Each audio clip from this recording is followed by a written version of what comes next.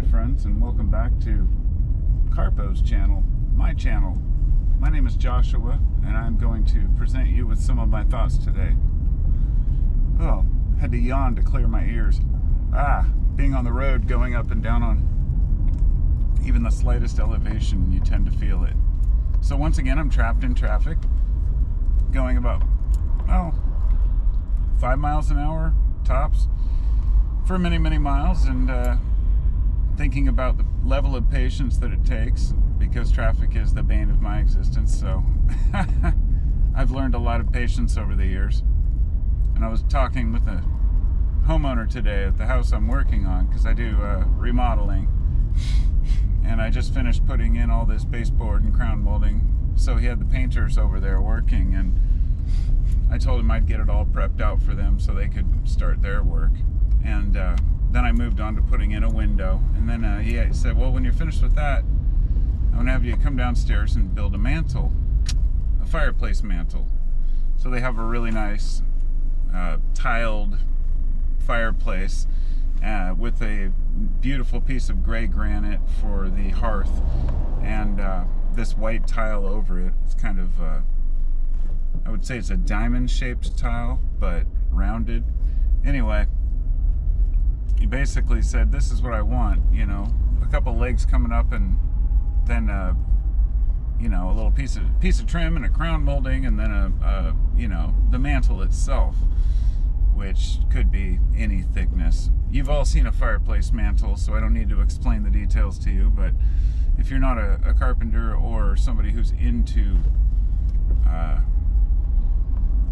decor or different styles, you probably never really look closely, but there's a lot of detail involved, especially when you're wrapping a pronounced hearth which pops out from the wall, and as well they all do, but also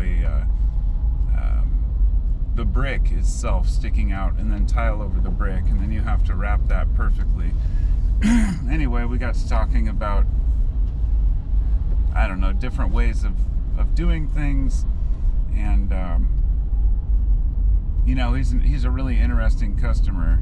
He's very wise in the sense that he understands some of these basic concepts about eliminating stress by not overburdening yourself. And he was saying, I was telling him how we're, backing out of a particular deal that we were doing because it's not worth the stress.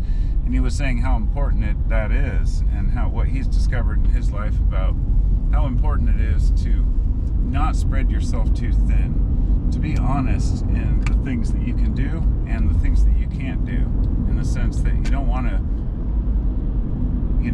try to be a people pleaser, in the sense of saying, yeah, I can do that, and end up getting cornered and feeling worse than you would by saying no. And it's the example of carpentry, because I know when to say I can't do that. My boss, he likes to put everybody on all jobs, which kind of can be a detriment in a way to profits for the customer and for us sometimes.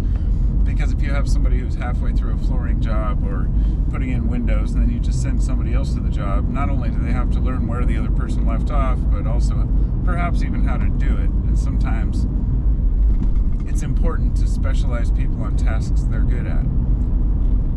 But what I'm saying here is that it's important to be able to try anything and to believe you can do anything. But it's also important to be able to say, that's just not my specialty. So I've been asked a few times if I can do some electrical work or some plumbing, and I will say, I've done this and this and this, but these are my limits, and I don't know that much about it. And it's funny because that's such a simple thing to say if your ego doesn't get in the way. To me, it's very simple to say, I don't know that. I do know a lot of things, so I guess the way I come across to some people is maybe even arrogant or egotistical, because I always have an opinion on certain topics. But it's not just because I want to be right. It's because I've looked into that topic. I'm fascinated with everything. There's nothing off off limits to me. So pretty much any topic that comes up, with the exception of social issues and things that are going on in the news, because I don't pay attention generally, I have an opinion on certain topics. And when I don't know, I'll just say I'm not familiar with that. The funny thing I found with people is they want to argue every single point. And when you specifically bring out something, a point that you want answered or a point that you've learned, it gets completely glossed over for the sake of somebody stating just other points. I see this everywhere in the comment sections, everywhere in podcasts, vlogs, blogs, the way that people override each other. You know, a person will go into some extreme detail about how they feel about a topic and why they feel the way they feel. The other person doesn't even answer the question, they just move on with something else. But what about this and what about that? And it's because not every person, just in the sense that I can't know every carpentry task. Not every person can know every topic. The amount of time I've spent in my life, I'm 48 years old, and I've spent an immense amount of time learning. You know, instead of listening to music at work, generally for years on end, I've always listened to podcasts, audiobooks, and educational things. For a while, it was the Great Courses series, where I was learning about different philosophers. For a period of 6 months or so, I listened to Manly P. Hall, and then Alan Watts, and gained so much understanding about not fact or truth, but why truth doesn't matter as much as ritual, system, and what works for you. In other words, I understood and really started to understand the concept of it not really mattering what's real and what's not as much as what works for people, as long as no one's harmed. That comes to, that has to do with religion. Politics can be a little bit more complicated because, if you believe a particular political opinion, then you might end up being fooled by people, which doesn't matter unless it's detrimental to you legally. For example, you vote for policies that harm you, financially, whether it's fiscally or physically. But when it comes to like beliefs in religion or understandings in something greater, that can be a little more nuanced and not as important to believe what other people believe, as long as you're not sacrificing children to Goloth or whatever it might be. But the reason I bring that up is because it's another aspect of not knowing and being able to admit we don't know.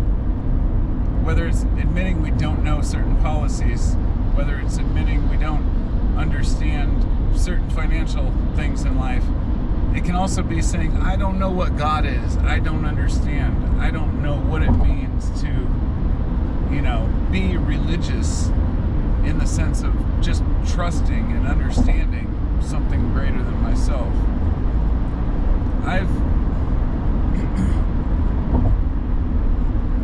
I believe in something greater than myself, but I refuse to try to define that by some other human's terms. And that means my version of God is going to be very unique from anyone else's. And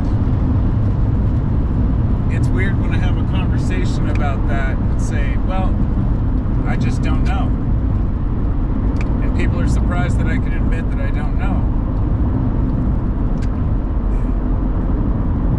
I wish more people understood the importance of just being able to acknowledge that we can't know everything. But it's very important to not just trust the experts because they claim to have facts. It's a topic that's deep. Many people believe what they believe because they've been told so, and often the people we've been told so by tend to be the ones who have a vested interest in lying to us. So we just got to be careful. Use our brains. Anyway, that's me. chatting about bullshit. Over and out. Much love. This is my exit. I'm heading home now, and I'm going to kick back and relax while I can. Peace out.